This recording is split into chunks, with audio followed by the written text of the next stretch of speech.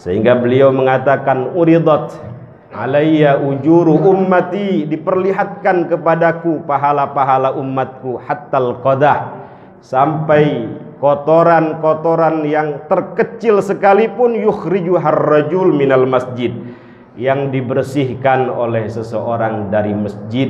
Kotoran-kotoran kecil yang dibersihkan oleh seseorang dari masjid, pahalanya diperlihatkan kepada baginda Nabi besar Muhammad sallallahu alaihi wasallam.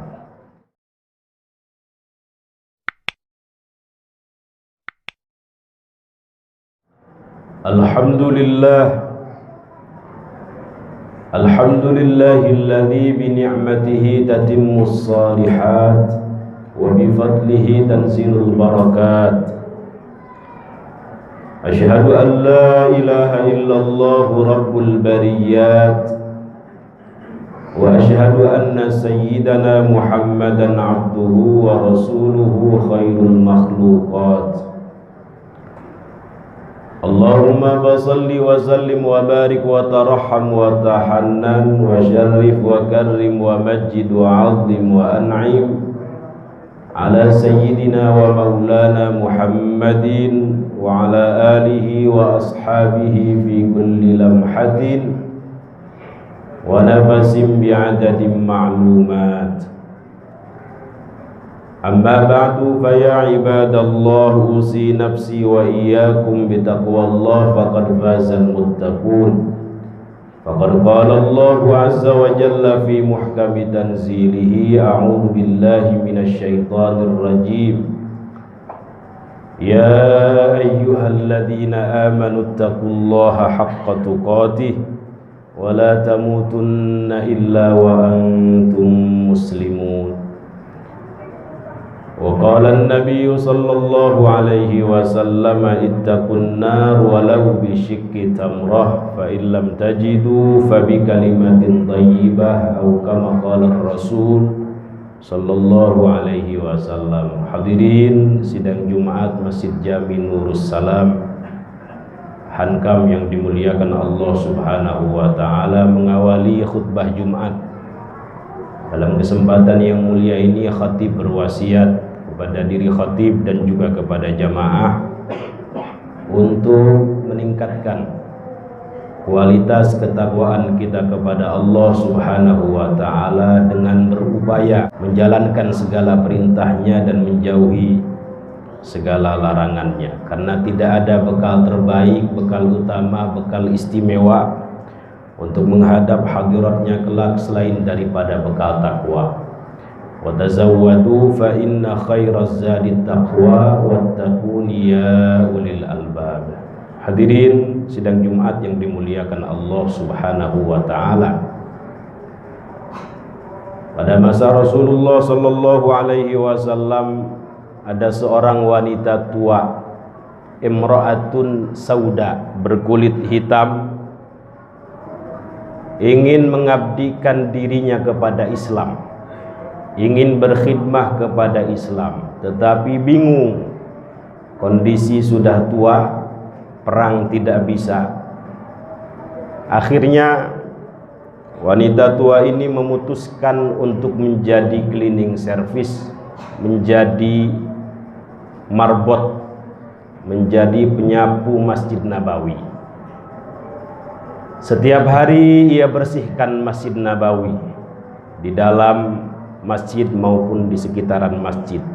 Kotoran-kotoran, sampah-sampah dia masukkan ke dalam tong sampah. Diam-diam baginda Nabi besar Muhammad sallallahu alaihi wasallam memperhatikan apa yang dilakukan oleh wanita tua ini. Tiba suatu hari beliau merasa kehilangan, di mana gerangan wanita tua ini. Ditanyakan kepada para sahabat, betapa kagetnya baginda Nabi besar Muhammad sallallahu alaihi wasallam mendengar bahwa wanita tua ini sudah meninggal dunia, sudah wafat. Kaget bukan karena meninggal dunia, tetapi karena tidak ada satu sahabat pun yang memberitahukan wafatnya, meninggalnya wanita tua ini. Dalam riwayat Imam Muslim, faka'annahum saggaru amroha, seolah-olah para sahabat ini memandang sebelah mata, mengecilkan, meremehkan pekerjaan wanita tua ini sebagai cleaning service, sebagai penyapu masjid, sebagai marbot. Dengan kecewa, baginda Nabi besar Muhammad sallallahu alaihi wasallam mengatakan, dulluni ala qabriha, tunjukkan kepadaku di mana kuburannya. Lalu para sahabat mengantarkan beliau sampai di depan kuburan wanita tua ini. Kemudian beliau sholat. Setelah sholat berdoa. Setelah berdoa, beliau mengatakan, inna hadhil qubur mamlu'atun dhulmah, sesungguhnya kuburan-kuburan yang ada di sini itu dipenuhi dengan kegelapan. Wa innallaha yunawwiruha lahum bisalati alaihim. Sekarang kata beliau, setelah aku solatkan, setelah aku doakan, Allah subhanahu wa ta'ala menyinari kuburan-kuburan yang ada di sini. Sebagian ulama mengatakan wanita tua ini bernama Ummu Mihjan, ada yang mengatakan Ummu Mahjan. Hadirin sidang Jumat yang dimuliakan Allah subhanahu wa ta'ala, kisah ini diriwayatkan oleh Al-Imam Al-Bukhari dan Al-Imam Muslim dalam sahih mereka, mengajarkan kepada kita minimal dua hal. Pertama, agar kita tidak meremehkan, mengecilkan orang yang secara kasat mata lemah.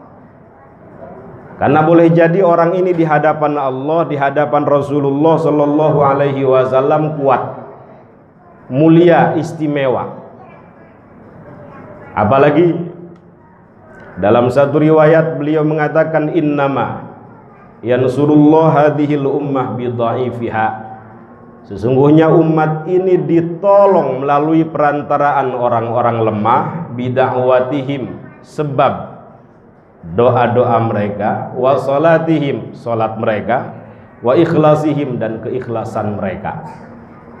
Boleh jadi dengan kita menghormati orang-orang yang secara kasat mata lemah, secara tidak langsung kita menghormati umat Rasulullah sallallahu alaihi wasallam yang dengannya umat ini ditolong.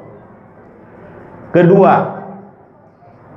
kisah ini mengajarkan agar kita tidak meremehkan hal-hal yang kecil, perkara-perkara yang kecil, karena boleh jadi di hadapan Allah, di hadapan Rasulullah sallallahu alaihi wasallam, hal-hal ini, perkara-perkara ini besar nilainya. Mungkin sebagian sahabat memandang menyapu masjid ini sepele, sehingga mereka tidak memberitahukan wafatnya wanita tua tadi. Tetapi di hadapan atau dalam pandangan baginda Nabi besar Muhammad sallallahu alaihi wasallam, wanita tua tadi mulia. Siapa yang tidak ingin didoakan oleh beliau? Siapa yang tidak ingin disolatkan oleh Rasulullah sallallahu alaihi wasallam?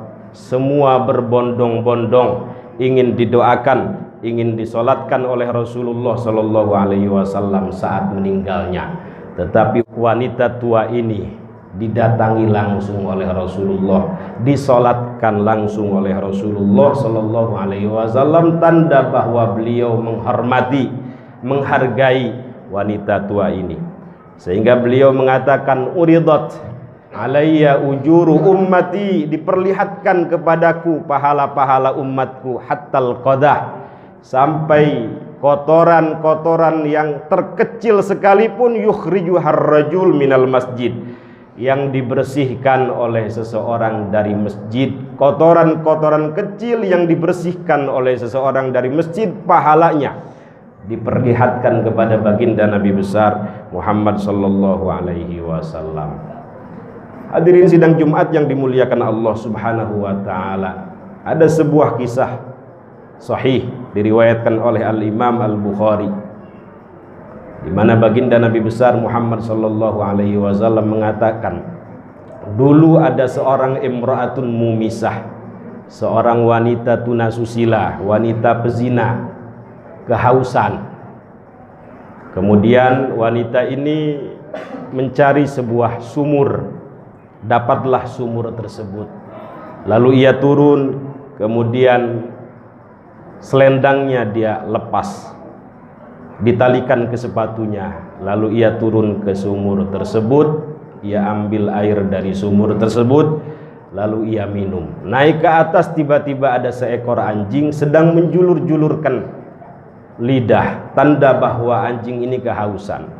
Lalu ia turun kembali, ia lepaskan selendangnya, selendang tersebut ia talikan ke sepatunya, lalu ia ambil kembali air dari sumur tersebut, naik ke atas, diberikan kepada anjing tersebut. Apa kata baginda Nabi besar Muhammad sallallahu alaihi wasallam? Faghfarolaha. Allah subhanahu wa ta'ala mengampuni kesalahan wanita pezina ini. Karena itu kita tidak tahu hakikat amal. Boleh jadi dengan kita senyum di jalan, ikhlas ketemu saudara kita, mengucapkan salam, itulah yang menyebabkan Allah subhanahu wa ta'ala meridhai kita, mengampuni kesalahan-kesalahan kita. Sebaliknya, kisah ini juga mengajarkan jangan sampai hal-hal terkecil atau keburukan-keburukan kecil menjadikan kita meremehkannya. Ada seorang imra'atun abidah, perempuan yang ahli ibadah, dilemparkan, disiksa di dalam neraka. Satu hanya karena mengurung seekor kucing, lalu ia tidak memberinya makan, tidak memberinya minum, mati, dilemparkan ke dalam neraka. Padahal ahli ibadah, sepele, kucing tidak berakal, tetapi di hadapan Allah subhanahu wa ta'ala murkanya besar. Boleh jadi dengan kita melempar pelepah pisang sembarangan sehingga orang jatuh, terpeleset, celaka, itulah yang menyebabkan Allah subhanahu wa ta'ala murka kepada kita. Kita tidak tahu hakikat amal. Boleh jadi dengan kita menyimpan mobil di tempat umum dalam waktu yang lama sehingga orang susah lewat di tempat tersebut, itulah yang menyebabkan Allah subhanahu wa ta'ala murka terhadap kita. Karena itu kisah ini mengajarkan agar kita tidak meremehkan hal-hal kecil, kebaikan-kebaikan kecil, dan juga keburukan-keburukan kecil. Sekaligus mengajarkan agar kita juga tidak putus asa ketika kita melakukan keburukan-keburukan besar. Al-Imam Ibnu Athaillah As-Sakandari mengatakan, la saghirata idza qabalaka adluhu wala kabirata idza wajahaka fadluhu. Tidak ada dosa kecil kalau dihadapkan dengan keadilan Allah subhanahu wa ta'ala, dan tidak ada dosa besar kalau dihadapkan dengan rahmat Allah, dengan kasih sayang Allah subhanahu wa ta'ala. Terakhir, ada sebuah kisah dalam kitab Nasaihul Ibad,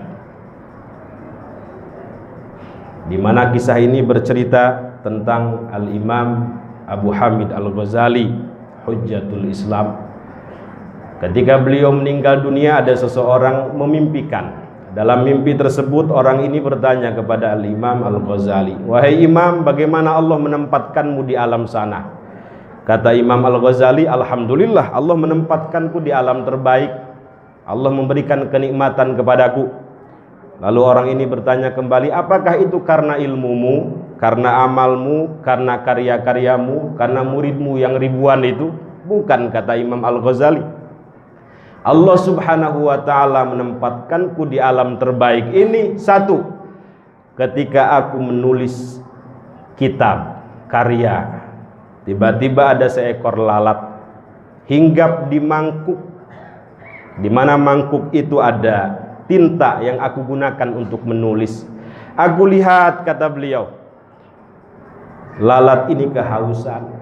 Aku biarkan ia meminum tinta yang aku gunakan untuk menulis sampai habis. Karena itulah Allah subhanahu wa ta'ala menempatkanku di alam terbaik.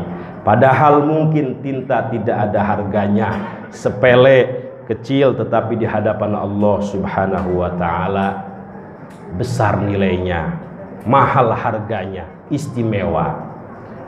Kalau kisah ini benar, tentu sesuai dengan nas-nas atau hadis-hadis yang khatib sampaikan di awal. Mudah-mudahan khutbah singkat ini memberikan semangat, stimulus kepada kita untuk terus melakukan amal soleh sekecil apapun, dan kita berharap amal soleh kita lebih banyak daripada amal salah kita. Fa amma man thaqulat mawazinuhu fahuwa fi 'isyatir radiyah. Siapa yang amal solehnya lebih banyak daripada amal salahnya, amal baiknya lebih banyak, lebih berat daripada amal buruknya, fahuwa fi 'isyatir radiyah. Dia berada dalam kehidupan yang diridhai Allah Subhanahu wa taala, artinya di surga. Sebaliknya, naudzubillah, wa amma man khaffat mawazinu fa ummuhu hawiyah. Siapa yang amal salahnya, amal buruknya lebih banyak, lebih berat daripada amal solehnya, amal baiknya, terpaksa tempatnya di neraka hawiyah.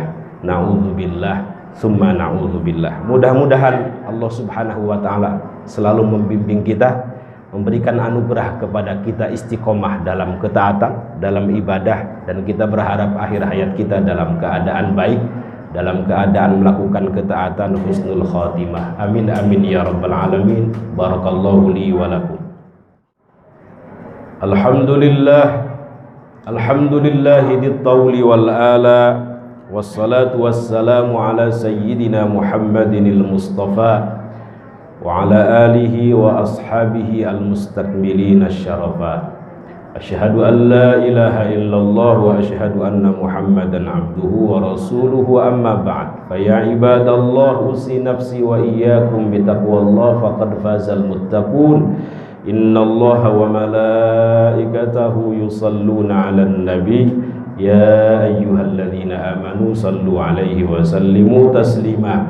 Allahumma salli ala sayyidina Muhammadin fil awwalina wal akhirin wa barik wa sallim radhiyallahu tabaraka wa ta'ala an kulli sadatina ashabi rasulillahi ajma'in. Amin ya rabbal alamin. Allahumma ighfir lil muslimina wal muslimat wal mu'minina wal mu'minat al ahya'i minhum wal amwat wa tabi' bainana wa bainahum bil khairati rabbighfir warham wa anta khairur rahimin. Allahumma inna nas'aluka imanan la yartad wa na'iman la yanfad wa murafaqata nabiyyikal mustafa sallallahu alaihi wasallam fi a'la jannatil khuld.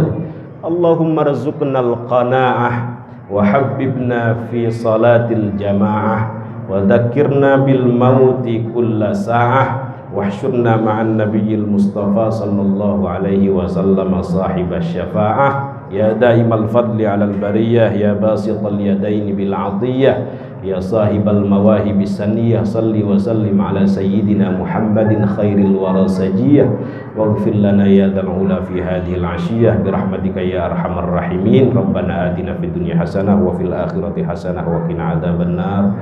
Walhamdulillahi rabbil alamin wa aqimis salat.